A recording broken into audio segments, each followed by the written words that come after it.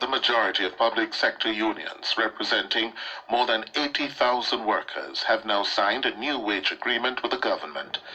The agreement will see the workers receiving a 4% wage increase. Finance Minister Dr. Nigel Clark led the signing ceremony for 31 of the unions representing public servants this afternoon. Dr. Clark says this represents the fastest signing of a deal in the history of Jamaica's collective bargaining arrangements. Marjorie Gordon reports. The magic number is 4%. Several public sector unions representing some 80,000 workers have now agreed to the government's modestly enhanced wage offer. The agreement, signed just before Christmas by 31 trade unions, comes just 9 months after the start of the financial year. The timing of the signing here today should tell you the seriousness of purpose that the government of Jamaica is treating with these negotiations and with public sector compensation in general. You can check the records, those of you here from the media, but I don't think there's any year in the recent past where we have had 31 bargaining units signed by the December of that year. The year began in April, and over the past, 9 months, we, after today, will have signed with 31 bargaining units. The last time, it took us about 3 years to get to 31. Dr. Clark says the ability to conclude negotiations so quickly during a pandemic is testament to the economic stability that the country currently enjoys.